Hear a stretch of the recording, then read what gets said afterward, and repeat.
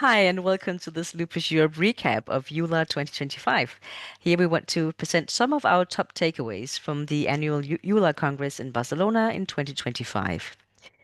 First of all, I want to give you a bit of background. For those of you who don't know, EULAR took place from the 11th to the 14th of June in Barcelona. Very, very hot Barcelona, but pleasant. We had from Lupus Europe 11 participants joining us. So both PAN members and volunteers from Lupus Europe were at EULAR running around presenting and doing things on our behalf. We had 9 abstracts with Lupus Europe involvement that were accepted and presented at EULAR. So these are the abstracts. I won't go through every one of them, but you will hear some more about some of them in the presentations. So I was also invited to speak about Lupus TBT, which I hope you all know. And if you don't, you will by the end of this meeting. And we also had PAN members joining in an Immunet Paris speed dating event with young researchers and patient experts collaborating on new projects, getting new ideas and inspiration from each other. A really well created space, I think. Then, of course, we were lucky that we had the opportunity during EULAR to tell that Lupus GPT won the PFMD Made with Patients Award in innovative innovation, innovative creations. Sorry. So we had a lot of work cut out for us, running around telling about Lupus GPT and what it was, and people were very interested. So I think not many people left EULA without knowing what the Lupus GPT tool is. So thank you to all of those who were present, who helped us spread the word. And I also want to thank all the people we brought, the 11 people who went around to sessions, interviewing people so we have the videos we can show you today, and also bringing information back to Lupus Europe about all the new things that is going on in the research area, and also bringing the voice of lupus patients to the people at the meeting. It's very, very valuable, I think, for our community. So, without further ado, I think I will see if I can share some videos with you guys. Costumator. I am a lupologist at the Brigham and Women's Hospital in Boston, and I am chief of our section of clinical sciences and a professor at Harvard Medical School of Boston. And here at EULAR, I gave 2 talks. One was about nutrition and supplements and the prevention and management of inflammatory rheumatic diseases, and the other was about the role of the environmental exposome in all of our inflammatory rheumatic diseases. But as a lupologist, I concentrated on a lot of research on lupus. So first, in terms of nutrition, we talked about healthy diets and Mediterranean diets and avoidance of ultra processed foods, which are junk foods, which have a lot of emulsifiers and stabilizers and additives, and we don't really know what's in them. And they are associated with increased risk of developing lupus, as well as sugar sweetened beverages have been associated with increased risk of developing lupus. And then healthy diets, including fiber and olive oil and unsaturated fats, and fish oil supplements, leading to decreased risk of autoimmune disease. So there are things you can do in terms of nutrition and diet. And then in terms of the environmental exposome today, I was talking about the concept that we can measure everything in the environment that might be an exposure and how they interact with each other and how they interact with our genes, and increase or decrease our risk over our lifetime of developing an autoimmune disease like lupus. And I think it's a little bit of a simplistic idea because environmental exposures are so complicated, but I talked about some of them. I talked about smoking. Cigarette smoking is a known environmental risk factor for many diseases, including cancer and cardiovascular disease, but also rheumatoid arthritis and also lupus. We've shown in studies from the Nurses Health Study that it's current smoking that increases the risk, and it increases the risk of double-stranded DNA positive lupus, which is, about 50% of people with lupus have double-stranded DNA antibodies, and those are associated with kidney disease. And the good news there also is that when you stop smoking, the risk goes down. I talked about other risk factors for lupus as well, environmental air pollution, and then we got into stress and post-traumatic stress disorder. So there are just many things that increase your risk over a lifetime. And my work over the years has been trying to figure out modifiable factors and how to decrease that risk. Well established now that the Mediterranean diet is the recommended diet for people with rheumatic diseases. It's a very balanced diet characterized by an abundance of fresh fruit, vegetables, extra virgin olive oil, which comes with powerful antioxidant and anti-inflammatory properties, and consumption of foods like fish, which contain good fatty acids, omega-3, less consumption of the more pro-inflammatory foods such as red meat. So it's a very balanced and strongly recommended diet across the RMDs, including patients with lupus.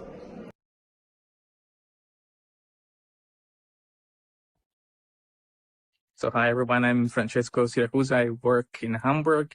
I deal with diet, how the diet and dietary habits influence the health of person.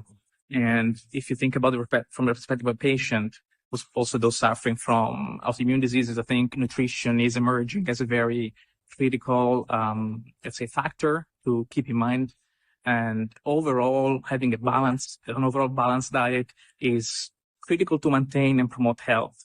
So, and that goes for everyone, healthy subjects, patients as well. So that is to be kept in mind. There are many autoimmune diseases that are associated with changes in the intestinal microbiota. And one factor where the patients can keep in mind is, for example, what they eat, because what you eat influences your intestinal microbiota composition, and that could have eventually in the long term an impact on your health.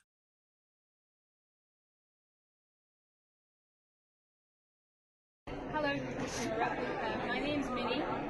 I'm a rheumatology fellow and also a PhD student working at King's College London in the UK. And my research focuses on social determinants of health and outcomes in people with rheumatic diseases. Currently, my body of work focuses particularly on health literacy, where there is a lack of data and a lack of work. Increasingly, we are recognizing that it may be a potential social determinant of health, but there's plenty of work to be done in this area. So today I've presented an abstract looking at health literacy and how that associates with clinical and non-clinical outcomes in people with inflammatory arthritis as a paradigm rheumatology disease. And essentially we sent out a survey to 3,000 people within the National Early Inflammatory Arthritis cohort in the UK, and 995 people responded, which was a really great response, and thank you to all those patients who took part in our work. The survey included lots of different validated questionnaires which you may or may not be familiar with. So for example, the GAD-2 and the PHQ-2 for anxiety and depression, but also work outcomes as well, employment status, education, current and previous treatments. And critically, we used the health literacy questionnaire, which is a 44-question, 9-domain questionnaire, which is able to give us a really deep dive into exactly what that person's health literacy level is. So, in summary of my results, I presented a lot of results today, but I'm going to try and summarize them for you.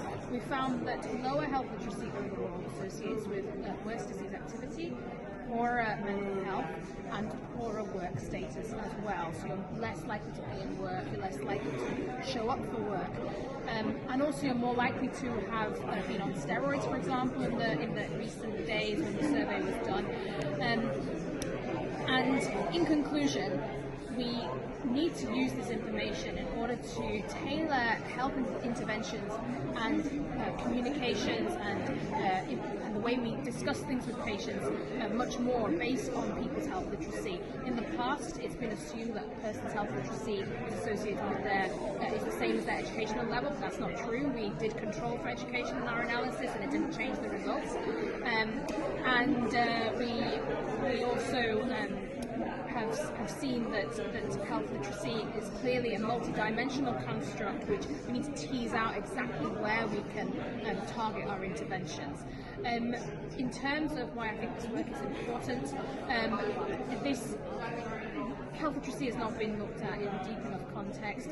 World Health Organization says that it's critical to the control of non-communicable diseases, and only now are we really starting to look at that in rheumatic diseases. It's plenty of work being done across in other groups as well, for example in the Netherlands, which is looking at health literacy. But this is really important for so many things like shared decision making, communications with healthcare professionals, etc. And so, yeah, I really hope you enjoy looking at the work, and there is work to come in lupus, our local lupus patients as well in London, so do keep an eye out for that.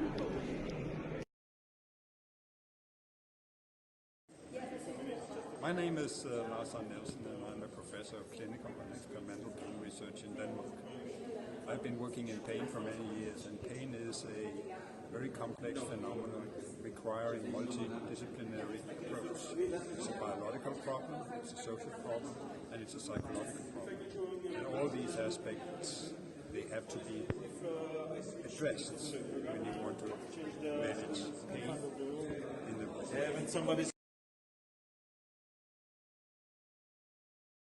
Hello, my name is Luis Viera. I'm from the Panamanian Rheumatic and Arthritis Foundation. So the one thing I wish everyone to know is that you have the right to feel well. And you have to look for all the ways to be in that quality of life. And quality of life means is how are you happy to live? What makes you feel happy? And that is not just taking your medication, it's fighting for your rights and making sure that you have the right support network. Hello, everybody. I'm Francesca, and I'm part of the Lupus Europe Patient Advisory Network. And this year I have the occasion to participate to the EULAR Conference in Barcelona. As usual, EULAR Congress is always very exciting, a lot of news, but at the same time it's very challenging experience because there is so many information available that it's very challenging. I would like to point out some points. For sure, there were a lot of sessions related to SLE, new drug development, new treatment, and not only CAR T cells. But one interesting session was on difficult cases, difficult to treat SLE. And we know that sometimes treat lupus could be challenge, and as more it's for the rare symptoms. And so the fact that there were 3 different presentations done by Laurent Arnaud, Eloisa Bonfay, and Anthony Fanouiakis, in which this type of rare manifestation was treated, I think represent a good news for all us, because everything is been taken into consideration. Another point I would like to highlight was related to my participation to an EMUNET meeting in which the young rheumatologists meet the patient and discuss about very relevant topics such as the treatment adherence, the artificial intelligence, lifestyle, nutrition and well-being, involvement of patient research partners, and mental health and emotional well-being. And what was very important from my point of view is that really the young rheumatologist was interested to hearing what the patient has to say. And this represents a very big step to let the voice of patient really be heard by doctor, so that all our necessities are correctly taken into consideration. And last but not least, we all of us should very proud of the award that was won by Lupus GPT, the award from PFMD. And I think that Lupus GPT really represents a good tool to let all the people with lupus have access to validated and reliable information. So it is in our hand the possibility to spread as much as possible in all the occasion the use of Lupus GPT among all the patients that we need and in everything occasion. So that's are my main three takeaway from EULAR. Thanks for listening.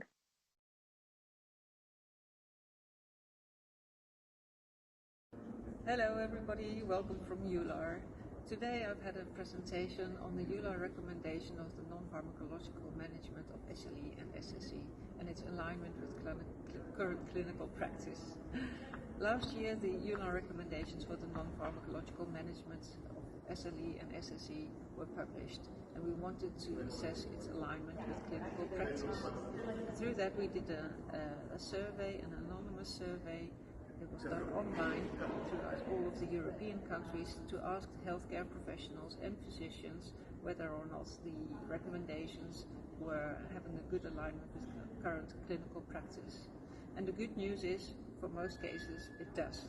And there's a very high alignment of the recommendations to the clinical practice. However, there were some problems, such as the recommendation on the manual lymph drainage in case of puffy hands had a very low alignment. On the other side, a very high alignment was given to the advice for photoprotection for SLE patients to prevent flares and also to have the avoidance of cold for patients with Raynaud's phenomenon. And these were the main findings. Thank you very much. Thank you. Hi Lupus Europe, my name is Charlotte Sylvander and I'm a researcher at the Spensholt Research and Development Center from Sweden. I just had a talk about health promotion and health literacy, where I've talked about how hard it is to really truly understand today's risk factors, health risk factors with tomorrow's consequences. And I'm talking about lifestyle factors. And there's why we need to work with organizations for health literacy. We need to support the individual in order to take health-informed decisions. But for each and every patient out there, I would recommend you to look out the Ask Me 3. It's 3 questions that you always should have answered after an interaction with a healthcare professional. Thank you.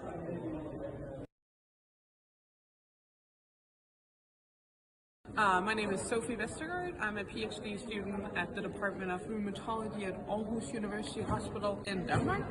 So I just talked about how we as health professionals can assess health literacy and how we can improve it in everyday clinical practice. And my key message to everyone was that one size does not fit all. So the most important thing that we have to do is to have tailored solutions or treatment options for every patient. So I'm really hoping that that message comes out and everyone is going to be more working on that going forward, because health literacy is such an important thing, and it's not just about what the patients can do, it's how everything is structured together. So I'm hoping to see development in the treatment that you're getting.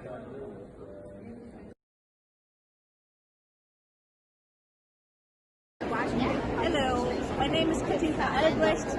I'm a scientist from the German Rheumatology Research Center in Germany, and we did a study we looked at differences in men and women with systemic lupus erythematosus, and we looked what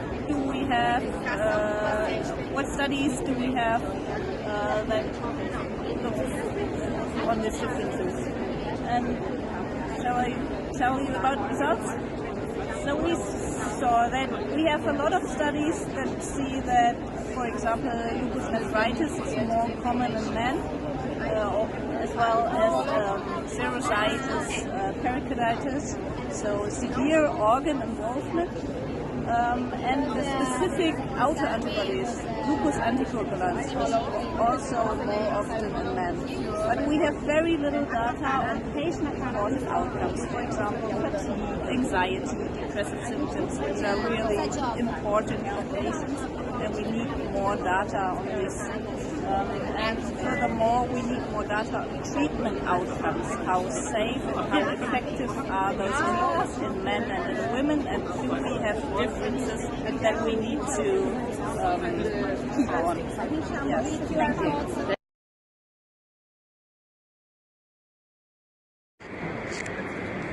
Yeah, hello, my name is Damian Arnhauser from the University of Padua. I'm a sports and exercise medicine physician working at the University Hospital of Padua.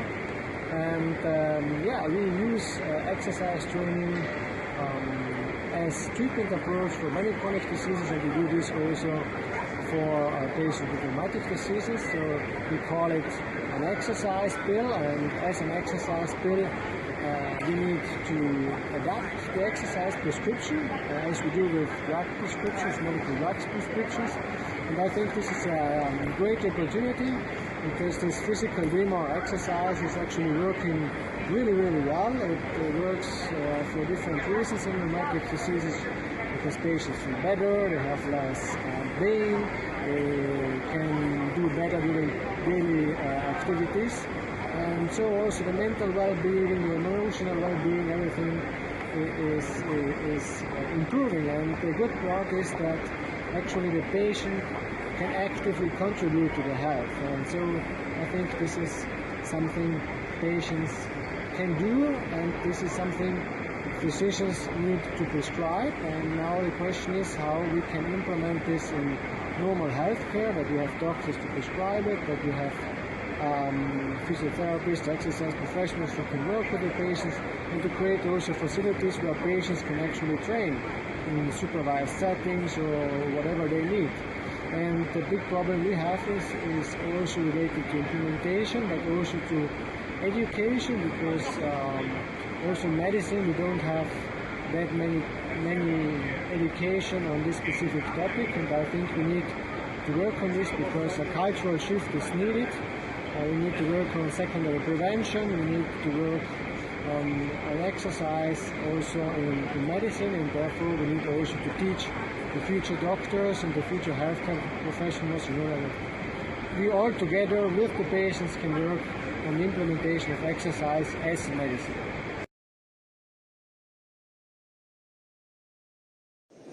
My name is Franklin Hiagwe. I am a patient advocate and support group leader at the Rheumatology Initiative in Ghana. So this morning I spoke about the support that we offer our community, our RMD community in Ghana, as far as mental health is concerned. As we all know, it's a huge emotional and mental burden to deal with a rheumatological condition. And it's difficult because most people feel misunderstood or not understood well enough, and because of that they can't come forward to speak. And this forms kind of like a negative loop because the emotional and mental stress affects or exacerbates the physical condition, which in turn affects the emotional and mental health as well. So this morning I just shared what we've been trying to do with our support group in Ghana, where we engage in different activities to help them kind of like deal with that stress, right? From psychotherapy sessions to paint and sip creative sessions, just to create a space for our community members to come together and talk. And I also mentioned how important it is that we have a safe space on WhatsApp, since it's the quickest and easiest mode of communication for people to just come and vent. They don't necessarily have to have any reason. You're having a bad day at work, at school, in the home, maybe with your partner. Just feel free to come and talk about it. Hey guys, today's not going so well. This and this is what has happened, and I am freaking out, and you realize that immediately people come online and people who have experienced it before have ideas to share with you, to let you know, oh, actually, I faced this before, this is what I did, this is what worked for me, and perhaps you could try it. So it's just little bits and pieces of things, not necessarily explosive or huge that we are doing, but we find out that these little interventions help them. And a lot of people have said how grateful they are to be a part of the group because of that feeling of belongingness. They feel that they are understood, there's a community of people like them who are also going through this, and therefore they are not stigmatized or discriminated against. Okay, so we were very fortunate to present a study here at EULAR about the social determinants of health and their association with outcomes in lupus.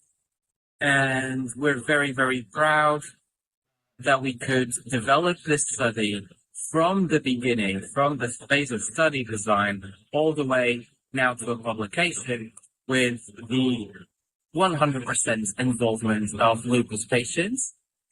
And the main point I think that we need to put across here is, first of all, we know that social determinants of health have an impact on lupus and lupus outcomes, but there was very, very little information about that in Europe. And Europe, of course, has a lot of different social determinants of health compared to, for instance, the United States, where most of the literature comes from. So we performed the first cohort national study in Europe based on the Swedish National Health Registries and Administrative Registries. And we found effectively that if you are on the lower end of some social determinants of health, such as if you have lower formal education, lower income, if you live alone, for instance, or if you have missed work, you will have an increase in the risk of damage and an increase in the risk of mortality. And of course, it is very, very important to address this because that's how we get to a holistic treatment and management of lupus.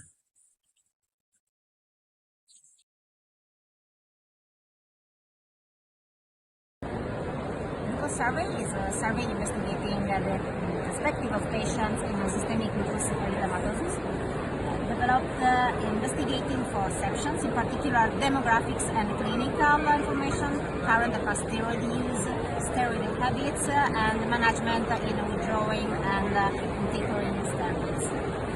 To do so, we designed a survey that was disseminated online, and until December 2024, we collected about 594 responses from 52 countries all over the world, and particular patients were followed by rheumatologists in university hospitals, and they frequently performed the visit. The majority was less than every 6 months. When asking the use of steroids currently on past, only 2.7% of lupus patients have never used steroids, but 40% of patients used it for more than 10 years.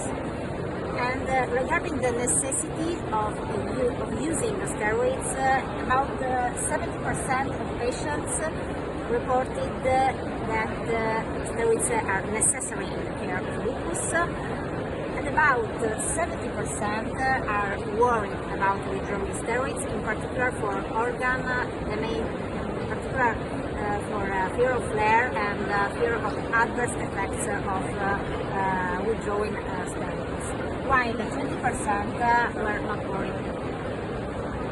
When asking about modifying the dose independently, about a third of patients reported to independently increase or reduce steroids, and in particular they increased their dosage in case of flares, and they reduced it for fear of adverse events. So in conclusion, this is the first study investigating the patient's perspective or use of steroids in lupus, and this is important to understand the development of new strategies in favoring and withdrawing steroids.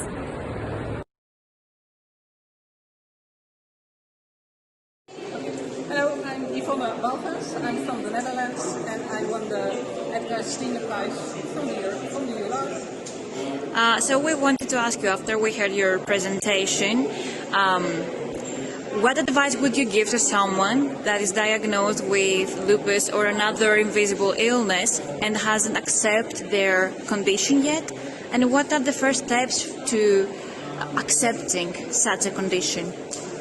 Oh, that's a difficult question. Yeah. Well, I mean, you're you and you have this condition and it's not going to change. Which, what I always say is find something you're good at. Don't focus on your limitations, but focus on what can you do and concentrate on that and develop that. And well, just run with that. That's my advice.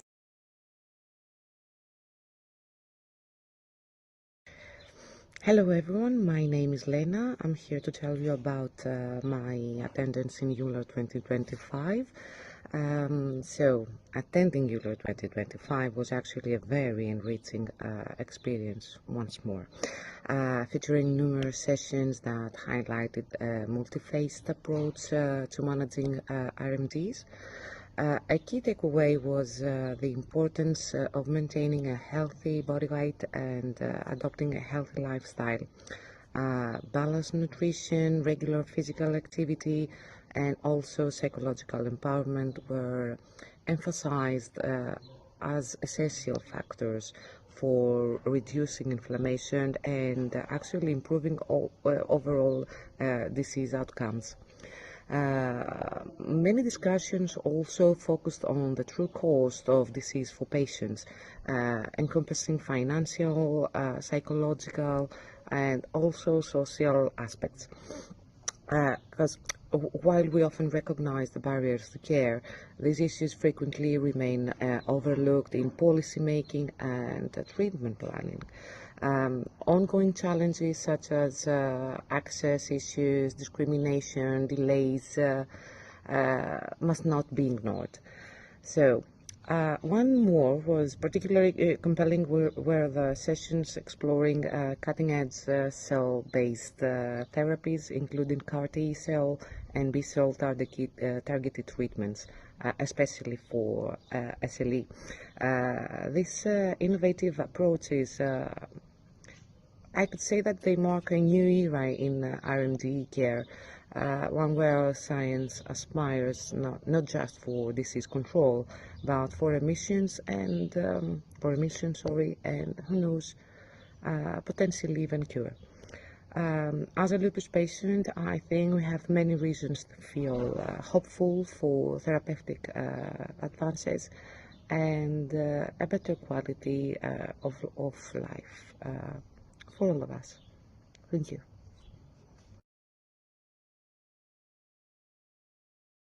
Thank you very much. I mean, you can't imagine how much that means for Lupus Europe and for our volunteers and patients in our community. I mean, it was just a little over a year ago that, exiting a fishbowl discussion on patients and internet, we chatted about the crazy notion of locking ChatGPT in a library with only reliable information and asking it to answer questions of patients correctly and to say no if it would not have an answer. So we had no clue whether that was feasible or not. As a small organization, we had no expertise on it. We are only volunteer-based. And but we decided to do it. And what we have is, I think, a lot of passion, creativity, focus, and a great network of friends, clinicians, academics, and industry partners. And so we put those people together. 4 months later, we had a beta version. Later then, we created Easy Lupus as an additional feature. It speaks the language of an 8 to 10 years old kid, so everybody can understand. By the end of this year, we will have a voice-activated version, so people that can't write or read, or people that are visually impaired can also access information. So we have today 5,000 users, just above, so it grows. I think with this award and with your help, we want every single patient with lupus all around the world to have access to quality information, and their friends and their families and the GPs. And then we also want other to follow. It's there, it's available, use it, copy it. We want a Sjögren GPT, an MS GPT, whatever. It's there, we can do it. So thank you very much for this award. Thank you for your support. Disseminate it, use it, and let's have others use it as well. Thank you. Yes, and on that very pleasant note, we can continue the program. So now you've seen some of the videos that people submitted, that they recorded during EULAR, but we don't want to only have that. We actually also have people here today who were present, who we sent out to bring things back to us, and also people who did presentations themselves. And that's the case with the first person we're going to listen to today, because Ricky, our young man who is a supporter to the board, actually had a presentation himself on living with lupus as a man. So maybe, Ricky, you can you please turn on your video and then tell us a bit about your experience of EULAR. This was your first time at EULAR, right? That's correct. I can't turn my video on. It's been disabled by the host. Oh, here we are. There you Hopefully are. you can see me now. Good. Thank Yes, we you. see you. Thank you so much. So, as Jeanette said, my name's Ricky. I'm a special advisor to the board, and I wanted to share what I learned from my very first time at EULAR and why it meant so much to me. So, firstly, walking into EULAR, I was just honestly taken aback about how huge the event was. I had no idea it was so big. There were people from every corner of the world, all gathered in one place with one goal: to make life better for those living with rheumatic diseases. It was inspiring to see so many patients, experts, advocates, all united there with one single purpose. I felt an honor to be there. And also, what was also a real honor was being able to speak about men living with lupus, and also my own personal experience. But not only for myself, there was a lot of hard work that went into the abstract, and those of our patient advisory networks that you will hear and you've already heard from, and also my fellow board members. So they really helped shape that research, and it was an absolute honor to stand in front of an audience and really share that, but also hopefully that audience. So there was doctors, there was other patient organizations, there was healthcare professionals. Hopefully they'll take back some of the experience, and in a little bit I'm going to share one or two of the highlights. So thank you so much for everyone who helped write the abstract and help me shape that presentation. So there were four key messages that I really wanted to share and take away. The first, again, you've heard a little bit about this from some of my peers, but was really about CAR-T, and that this is a therapy that is around reprogramming somebody's immune cells. And it is about wiping out something called B cells, and this is something that drives lupus. Early studies have shown severely ill patients going into long-lasting drug-free remission. And it's a really exciting time because some bigger trials are now starting. And truthfully, for the first time, you can definitely see clinicians really excited about what the future holds for lupus care and remission and those sorts of things. On the other side, another presentation that I went to, which showed a very different reality, was lupus patients in Africa and their experience. So in Europe, it was really great to hear about all the amazing cutting edge therapy, and many Europeans get access to quite positive, a good experience with their healthcare around their lupus once diagnosed, which we know is a challenge. But for many Africans, they really do struggle to get the basic care. There are huge delays in being diagnosed, and over 90% of African doctors say lupus isn't recognized enough, which is having a huge impact, as you can imagine, to those patients undiagnosed, in pain, suffering, and potentially even having organ damage. And I think the key thing I took away was 8 out of 10 patients face major cost barriers that enable them to have just the basic medications that I suppose we kind of take for granted in Europe, whether that's hydroxychloroquine, steroids, etc. So I think it really showed the two different sides of reality attending the conference. I then talked about men with lupus, and that we and delivered an abstract where we shared the results of 182 men and their experiences from 24 countries. 27% of those men felt lupus was making it hard to be a breadwinner, which they struggled with internally. 1 in 6 men felt shame or embarrassment, and many struggled with body image, and most reported little or no male focused mental health support. So the key things I was trying to hopefully get people to take away from that session, and also to patient organisations, for those of you on the call, was men do need safe spaces, and please do think about that, and if possible, peer groups, and also we need professionals that really understand the male specific worries that men may have, and that was hopefully something I got across during that presentation. And then finally, I went to a really interesting talk about sticking to treatment during adherence to treatment during teenage to adult transition. And it was really stark, some of the evidence that was shown about young people either disappearing from care during the transition process, and low levels of adherence to medicines.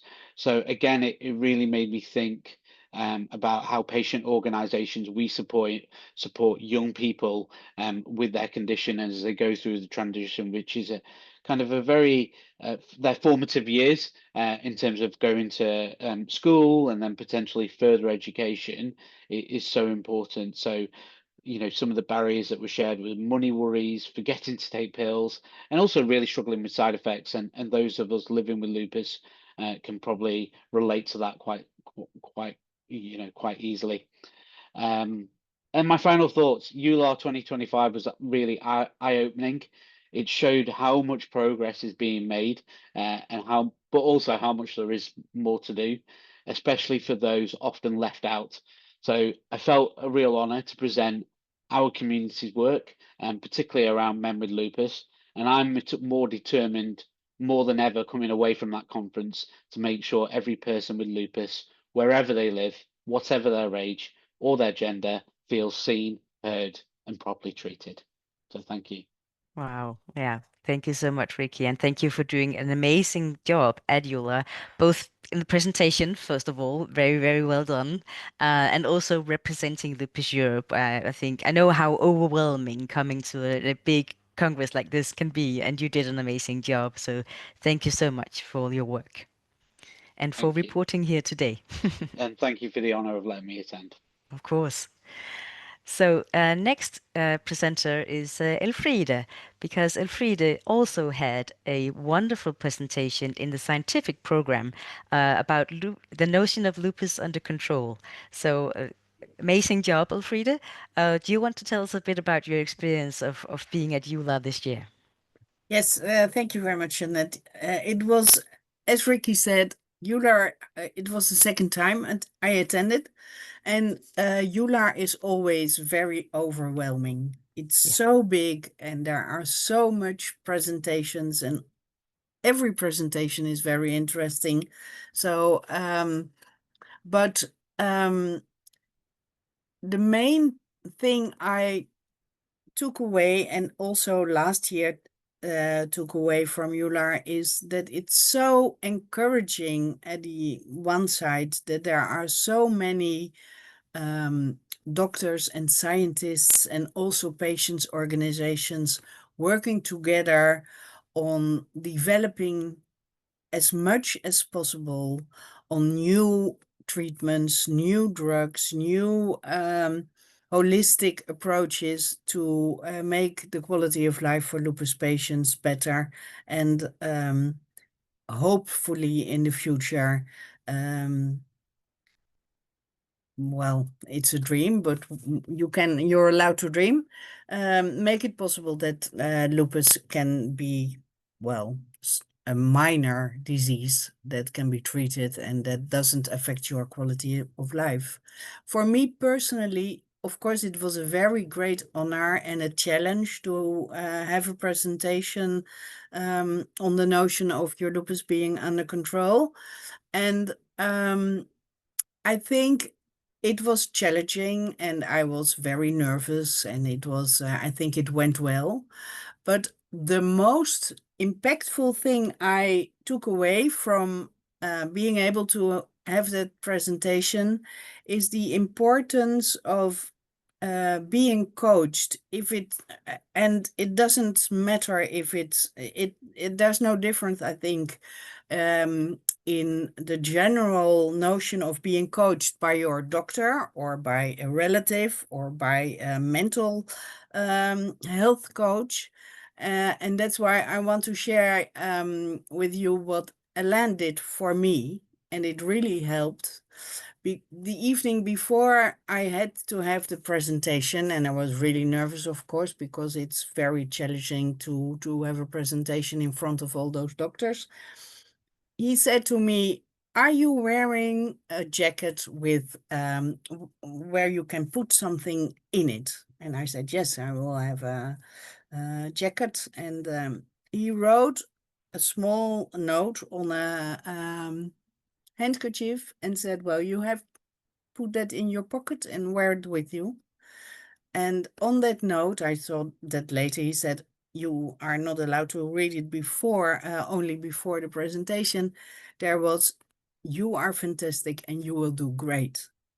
And of course, I knew it was a trick, but that little paper in my pocket made it possible for me, I think, to have that presentation. And what I want to say and mention as a key takeaway is that the encouragement, even if it is new medicines, more attention for mental health, or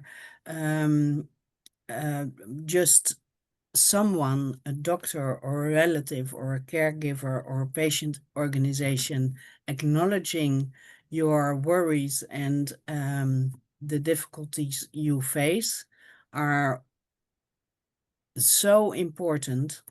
And I think that is my key takeaway from EULAR, that I noticed that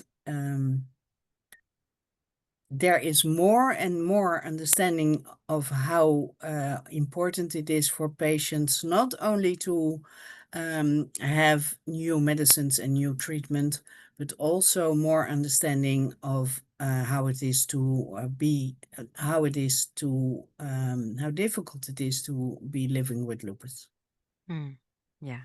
Thank you so much, Elfrida. And a great tip about the coaching. It really, really worked. You did an amazing job. So thank you so much. And thank you for always being there, always wanting to do things for us, even if you're nervous. And you see, it went very well. Yeah, but that's what I mean with the encouragement. Yeah, Yes, then you yes. can do more than you Than you think. think. Yeah, just a little push, a friendly push. Thank you, Elfrida. So next up is Anne-Marie, because Ricky wasn't the only one who were at EULAR for the first time. Anne-Marie, this was also your first experience with EULAR. So, so, Yeah. so could you Surprise, tell us a bit? surprise. Yeah, everyone thought you'd been there many, many times, but you haven't actually. No, I always was either on holiday or the one time that was in Amsterdam, I was on holiday, and the other times I had the Global Skin Conference at the same time. But this year I didn't, and it was quite an experience and quite different than any other event I have been. And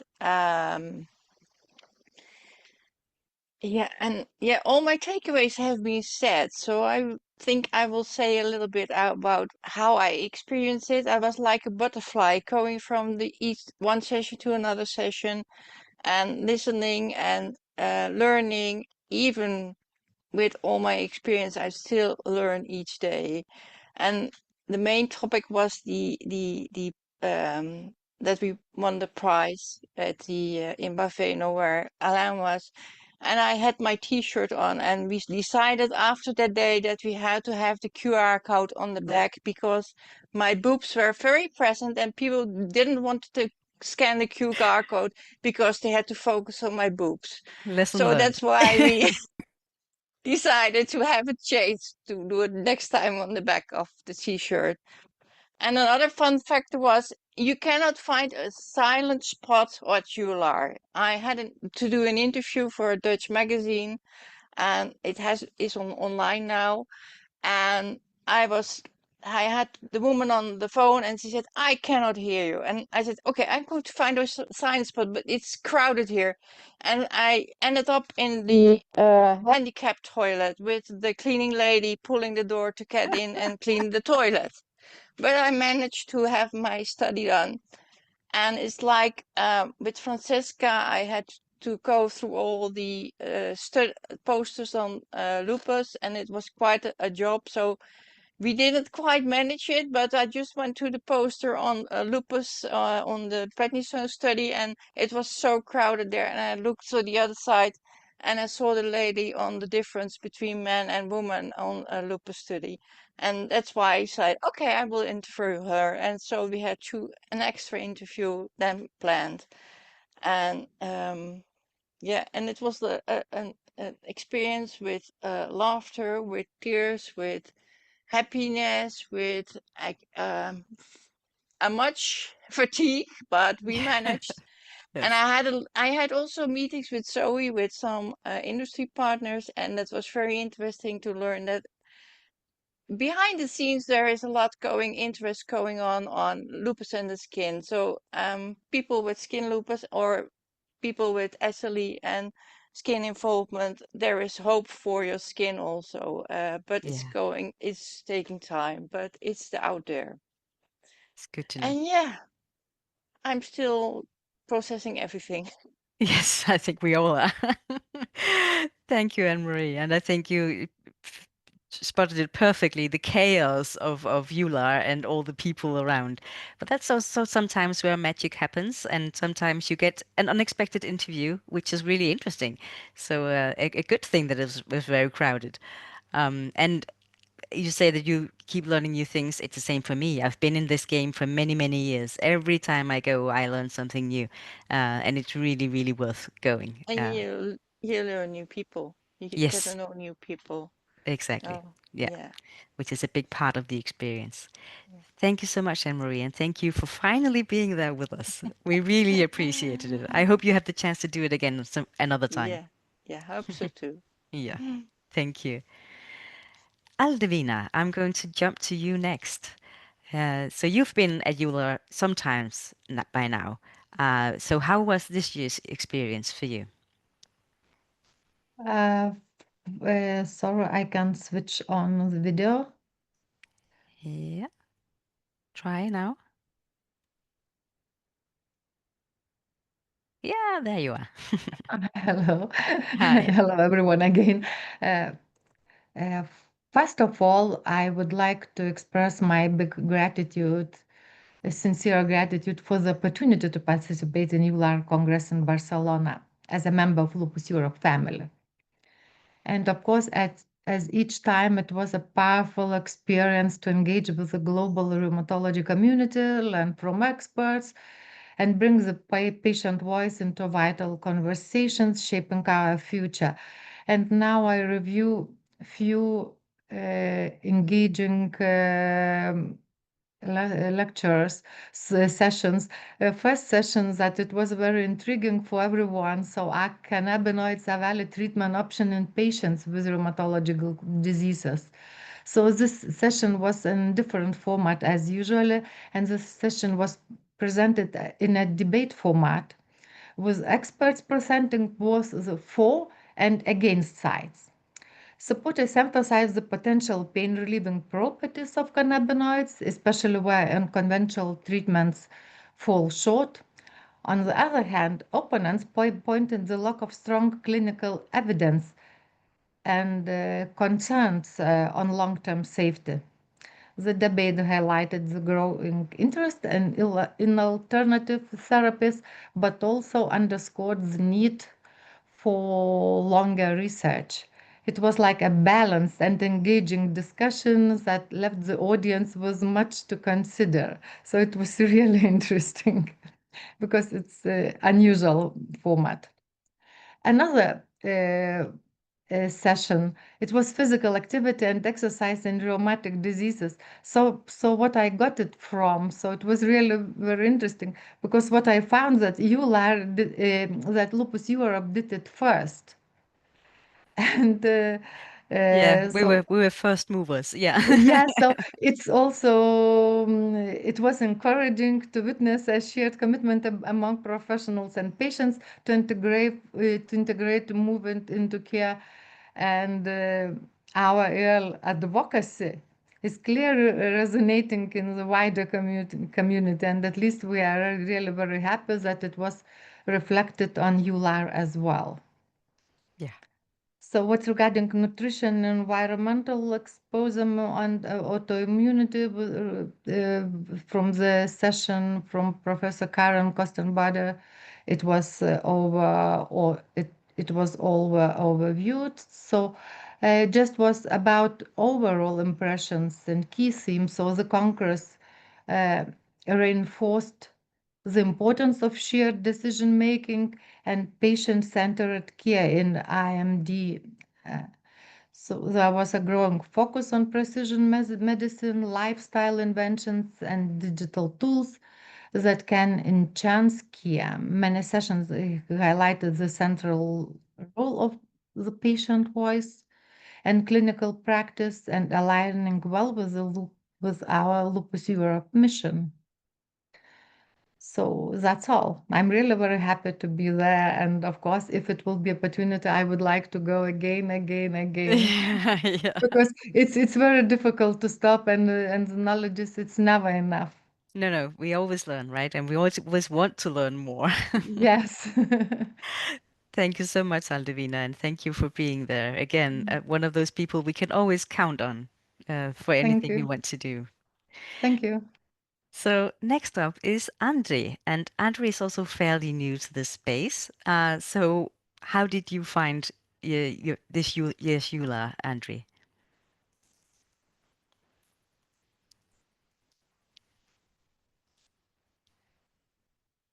There you are.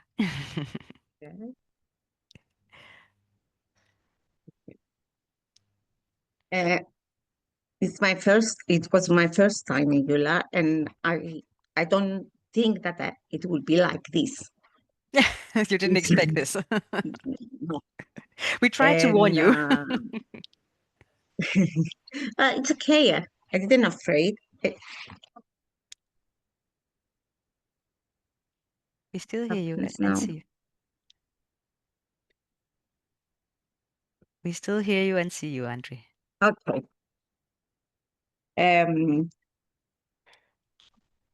I will share a few challenges and reflections and my experiences at the EULAR Congress in Barcelona. It's an experience that left a deep and lasting impression on me. As someone living with lupus, being part of such a major international event was both exciting and humbling. I met doctors and researchers from across Europe, people with deep expertise, but also with a sincere willingness to listen.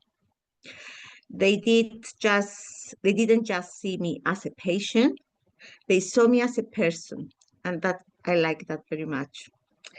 And that made all the difference for me. Uh, what stood out of me is most of was the openness of the doctors, the professionals, and the way they ask thoughtful questions, supposed to hear our story.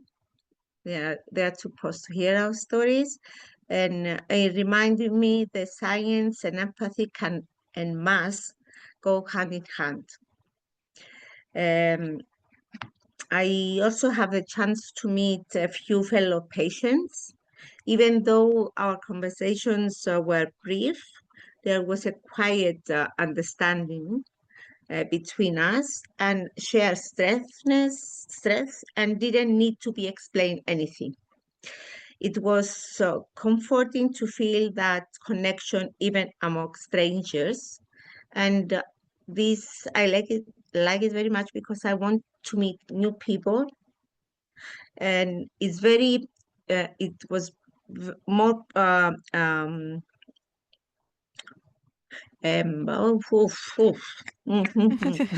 Don't worry. Take it easy. um, Use a different word. easy. It was more easy to understand what others want to say or live with without saying nothing. Yes. Um, We have an immediate understanding, patience in yes, between, right? Yes. yes. One on of the most meaningful parts of the Congress for me was participating in mental health in a mute for parent speed dating and on artificial intelligence. These two. These are topics that are often overlooked, and yet they shape our daily lives in powerful ways. I meant a lot of this issue being taken seriously. This is amazing. Yeah. And to see patients included in that discussion with the researcher. I feel that I was there fully present, engaged and open to hear everything. Sometimes that is enough, because just by showing up, by listening deeply, and by sharing honestly something, when the moment felt right, I was able to contribute in my own way because I feel comfortable. Yeah. I want to thanks Lupus Europe for this opportunity, and this chance that I had is a chance for me to grow and to connect, to feel that our voice matters a lot. It does, truly. And what I took home with me wasn't just knowledge, it was hope. And hope that collaboration is real, and that chance is in different aspects. The chances is possible. It's possible. So that's the hope that I gained from the Congress, and the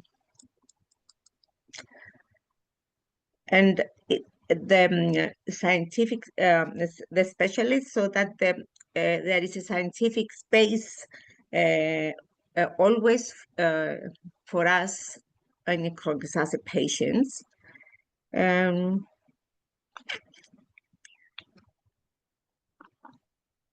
Sounds like you got a lot of it. I want to thank you again, and that you're believing in me and believing in the power of my voice. Of course, you're very valuable. Thank you, Andre, and thank you for being there. And I Well, think you now know what EULAR is. So next year, if you want to go again, and if you can, then it might be you're prepared at least. yes. Yes. Thank you so much. So what Thank happens you. sometimes at EULA is that we meet people that we already know who decided to join not on behalf of Lupus Europe, but actually on their own behalf, but still choose to join our group and do things in collaboration with us. And one of those people this year was Sabine, who is the leader of the German Selbsthilfegruppe. And Sabine was planning to go to EULA anyway, and luckily for us, she chose to help us in Lupus Europe. Um, so Sabine, could you tell us a bit about your experience? Yes. Uh, can you hear me? Yes. Yes, we hear you. Okay. Yes. I went to EULA last year the first time, and I think it's a really valuable experience for patients. First of all, it's kind of affordable if you're close to EULAR. Yeah. Because I think it's 25 euros It for is, the yes. ticket, and the ticket includes a ticket for public transport. So you're not really locked in or something. Yes, travel to Barcelona is not that affordable, but if you have the money for a holiday, you can do it. What I took away is one, meeting the people face to face, because just walking through the halls, even if it's so big, you meet people you only met online before, which is crazy. If you're just walking through and some doctor taps you on the shoulder and says, "Hey, I think I know you." Yes. And it's really important to connect face to face and talk. And one point I think no one has mentioned so far, I was really impressed by the opening session EULAR did. Yeah. Because they highlighted fake news and the dangers of fake news. And they announced that they started an open access paper. Yes. So that's a paper with everyone can access without paying for it. And that's something that in today's scientific research is quite rare. And I think that's really important. So even patients could potentially read these papers and be very much informed on the hot new topics. And that's something that I think is really important, even for for everyone, because we profit from that science. And I think I can just invite everyone, if you're living close to the EULAR location, just try and go. But be careful and be mindful and take breaks. Yes.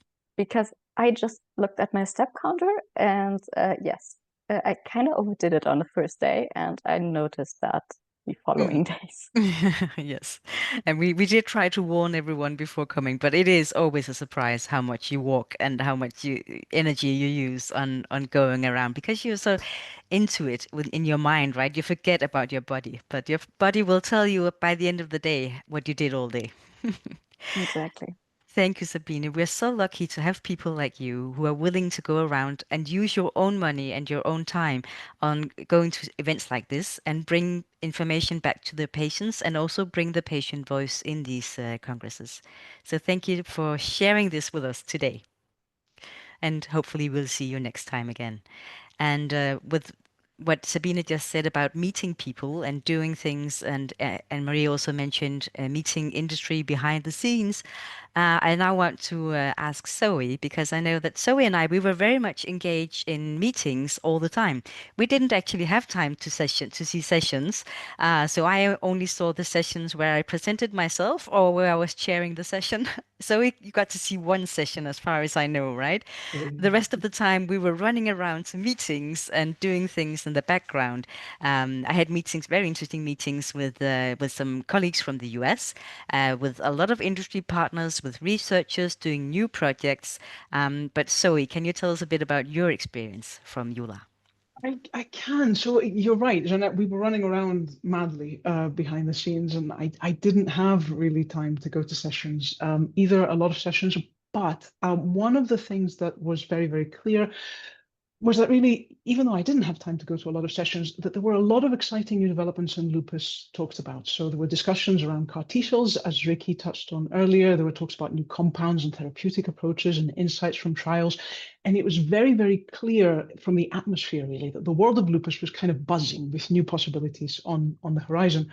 One of the things to say about this was that although it's incredibly hopeful to hear of all this new research, from which we hope some really, really good treatments will arise for people, as patients in a patient organization and patient organizations with so many clinical trials on lupus at play, it is really, really clear that we have a role to play in continuing to spread knowledge to other patients about clinical trials generally, what they are, what they mean, what it's like to take part in one. Clinical trials, having enough participants is really, really important. Having patients who have valid information around clinical trials generally, incredibly important. So I took that away last year. I think it was reinforced this year. It was, Francesca, I think, mentioned it a little bit, and I didn't go to the session, but I did have the opportunity to read the paper and to watch it on catch-up afterwards. It was really interesting to see this focus on hard-to-treat cases, challenging cases, unusual manifestations of lupus. And there was this really incredible task force. There was a Reconnect Slick SL Euro kind of task force on treating rare manifestations in SLE, and they got together I think it was more than 120 people around the world, including doctors from really highly underserved areas. They listed the rare manifestations in lupus, and they kind of whittled down to, I think, 21 rare manifestations. But what was really, really cool is that they didn't stop there. They actually went into potential treatments for each of those manifestations, actually separating for each of them severe manifestations and milder manifestations and treatment recommendations for each, which seems like such a huge, huge work. And I know there are rare manifestations, but collectively that will benefit so many people and their treating physicians. So that was really, I think, a takeaway, the magnitude of what can be achieved when people come together and they work on a common goal, which is what that kind of embodied for me. Other sessions, not much. I think, again, one of the things that was really clear was this incredible focus on social determinants of health, on health literacy. I counted, and I've yet to see them all, but I counted 14 sessions around health literacy and social determinants of health. That's amazing. Yeah, never seen before, so many. Exactly. Huge change. Last year was 2. So that's a really, really, really big. Shows the difference, yeah. And we know that health literacy and social determinants of health can have a huge impact on the management of chronic diseases, on the outcomes of chronic diseases for patients, especially for a condition as complicated as lupus. So that was really interesting to see. There were many presentations of interest. Anybody who has catch up, they can go and watch. I won't talk more about this. I have to say, it is impossible not to mention, I know people have mentioned it, it is impossible for me not to mention again that Lupus GPT, not that it won the award really, but that it had such a powerful presence at the Congress. And I think one of the factors that made us all very, very proud and happy that Lupus GPT won this award as Best Emerging Innovation, which is a really big deal on its own, wasn't the award itself. It was the opportunity really coinciding with the opening day of a Congress where about 18,000 doctors from around the world come together to talk about RMDs, the opportunity to tell people about this tool and to spread it out and to get it to more patients, hopefully. So if we made it known to more doctors, we make it known to more patients can access it, which is what really we wanted. If you don't know about Lupus GPT, please go to lupusgpt.org and check it out. I won't go into detail about what it is. You can go for hours about Lupus GPT. I really, really, really can. But really, I think talking about EULAR, it's one of the things, I can't also not talk about Lupus Europe a little bit more. And you said Lupus Europe was everywhere. You said we had 11 people in the Congress.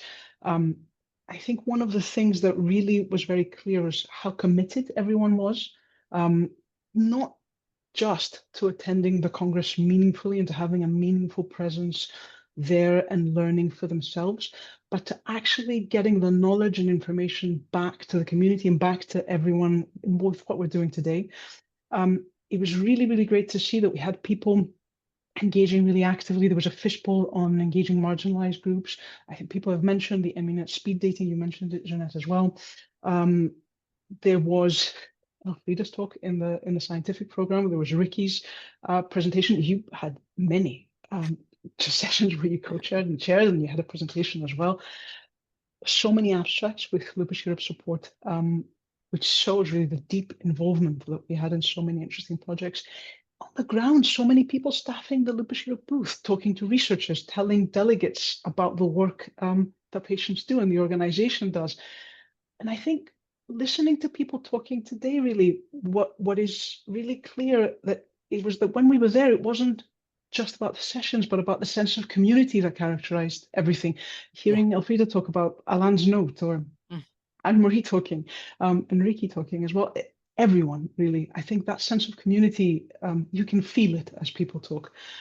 So that was wonderful to see. It happens every year, but it was so clear this year. So I think maybe it's a time to say a huge thank you to everyone on the ground, and also everyone who worked on the abstracts before, because so many people worked on these abstracts that were submitted, and that was a huge task as well. So it's a huge thank you to you all. And you all said it was an honor to be there. I think it was an honor to have you there. Yes. Exactly. Yeah. Thank you so much, Zoe. And I can only reiterate, I'm so thankful for this amazing team that we have behind us. You make our jobs very easy. You did amazing jobs, all and every one of you. So I have two things I would like to mention from my EULAR highlights. One is there seems to be a bigger focus finally on PROs, like fatigue, where we begin to see drugs where they, in the clinical trials, actually measure PROs more as a not a primary end goal, but maybe a secondary, and also something they emphasize that this drug actually works on fatigue and pain and other things that we know are so important for patients. This was beginning in the last few years, but this year I feel like it's becoming even more evident. And also, talking about Zoe's example of lupus GVT, one of my favorite moments at the Congress this year was I was actually doing a poster presentation, and this woman comes up to me. She's from Georgia in the U.S. And she says, so I tell her about lupus GVT because of course I do. And she says, wow. And she tests out and she says, oh, it works in Korean, in South Korean. I have a huge patient population back in Georgia who emigrated from South Korea, and they have nothing, no information on lupus in their native language. And now I can give them this. And that's really what makes everything worthwhile. She can now bring this tool back home to her patients, and they can get information about lupus. This is amazing, and these are really the stories that we live and breathe for, because this is a group of patients that wouldn't have gotten the information otherwise. And I think that's exactly what EULAR is for: getting information out to the right people so they can use it. And I hope with this short recap that we have given you some information that you can use and take back to your families, your friends, your organizations, if you represent patient organizations, and maybe give you inspiration and some hope, as some of the people today have said, because there is hope. There is a lot going on in the lupus space, in the research space. So I think we can only be optimistic for a bright future. Thank you so much for joining us today, and hopefully we'll see you next time.